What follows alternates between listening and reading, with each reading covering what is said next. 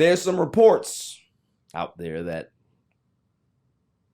Shannon Sharpe has joined Stephen A. Smith on First Take. Mm-hmm. Now, I saw the report is that he's going to be Mondays and Tuesdays on the show. Mm-hmm. Stephen A. Smith came out with his podcast today.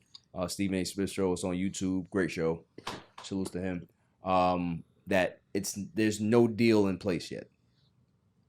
So he hasn't signed anything, but things are working. Yeah, things are progressing in that way. He's going to make sure everything happens. Now, when I heard the report, two things into my brain, because that's the way my process works. I see headlines. Yeah. I see how it's written, and I automatically start processing things differently, right?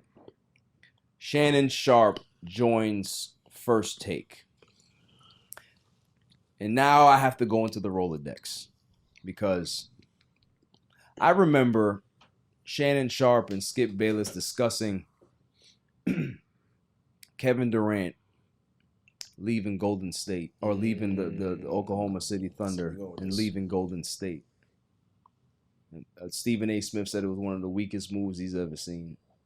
Everybody was really critical of the move, to the point where Kevin Durant had to create burner accounts and defend himself, and he still, he ended up getting out of there because he didn't fit in, right? He wasn't saluted as the guy, which I don't understand why he would ever be the guy, because it's Steph's team, right? Mm-hmm. Correct. But it started to dawn on me. I started to go back into the Rolodex of certain takes that Mr. Shannon Sharpe had about a Kevin Durant joining Golden State. And I'm like, interesting. It's that you would leave FS1 and go to ESPN, that's been leading the ratings for the past 12 years in a row. And you're going to sit there with a guy that has a big, strong personality like yourself, and you're only going to be there for 2 days a week. So you go from being the man to being just another guy. But nobody's going to think about it like that. Nobody's actually going to think about that he actually did the same thing Kevin Durant did. Interesting. You leave and join the competition. Yeah. What's the alternative, though? The alternative was to wait. Until an opportunity comes where he can create his own narrative. Okay. He has Club Shay Shay. He doesn't need to be back on. He doesn't need to be back on debate TV right now. Mm-hmm. True. His stock is so high that if he would have stayed out, people would have been calling his phone. I'm sure he's getting calls, but the opportunities would have been there even more, because that void is there. Skip is coming back August 28th, right? He has a new setup, a new team, a new way he's doing the show. Michael Irving is no longer on First Take. They have to figure out what they're doing over there, and they're working, right? But that void of not having Shannon Sharpe on either station would be felt. Mm-hmm.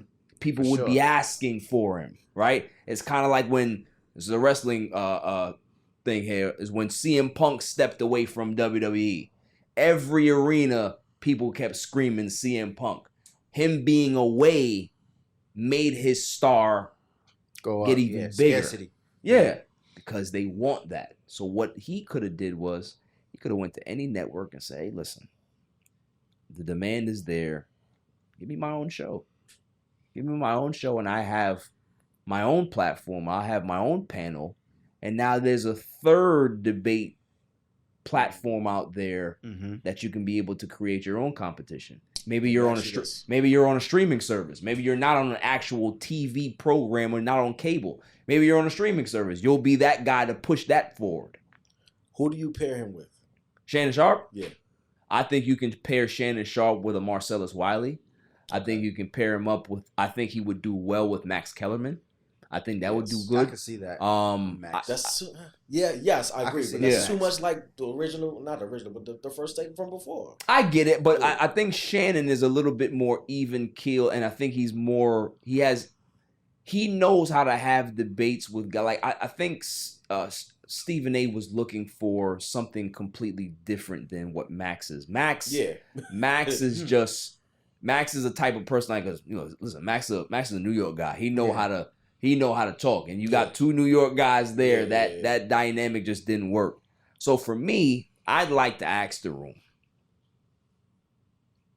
if this does go down, do you honestly believe that Stephen A. Smith and Shannon Sharpe make sense on a debate show Mondays and Tuesdays? Because they're very, very similar. Yeah.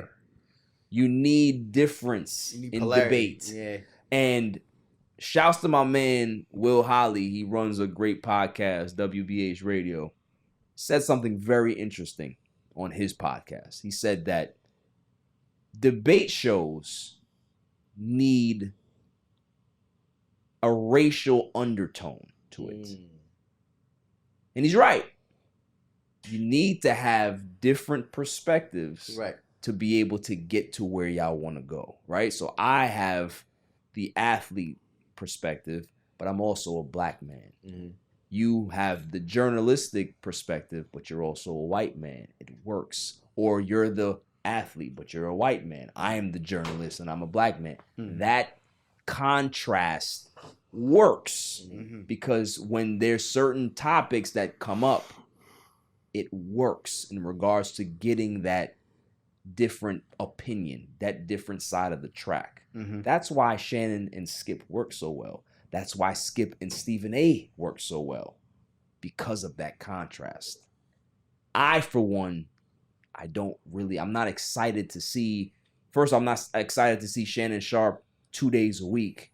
And I'm also not excited to see Shannon Sharpe and Stephen A. Smith going at it. So I'd like to give it to the room.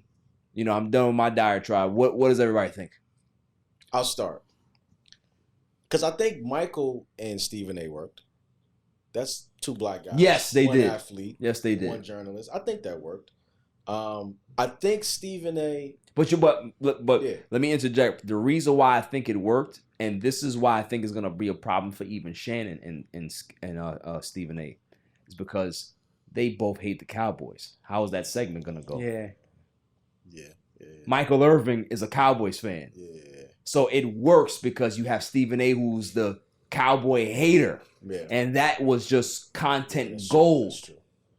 Now you got two guys that hate the Cowboys. Yeah. How is that gonna go? Yeah. So now you're gonna have to you're gonna have to put a third person in there, which probably is gonna be Marcus Spears, right? You're gonna have to put him in there and be the Cowboy guy, which now you're adding a third person in there for debate. Correct. Yeah, I think doesn't make sense.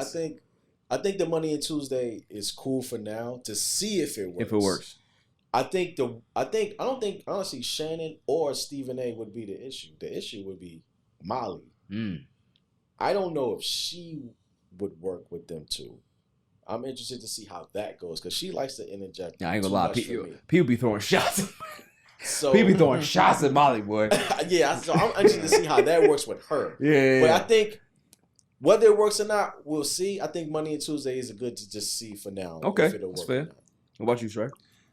From what I'm hearing so far, I don't know. It seems like you said with Shannon and Stephen A. I feel like both of them are kind of like reactive, like big personalities. Like, yeah. But what I mean by reactive is like think of it like a boxing match. Like they're more like the count instead of like the first blow. Okay. That's kind of a problem because who's gonna throw the first blow? Right. So that's what I'm seeing from this is like, okay, if they're both kind of like similar on how they do their show, then where's the marriage, right? Where's the aha moment? Like it makes sense, right? Because it's gonna get to a point, like you said, they both hate the Cowboys, so it's gonna get to a point where it's like, okay, if you're watching a segment, am I watching a debate or is two people hating on somebody, right? Exactly, like, right. Great point. Yeah, that's what I'm seeing from it, and both people, they're very, very good at what they do, but you got to be very careful when we had this discussion earlier, when you're dealing with a show, when you're dealing with even numbers, right? Yeah.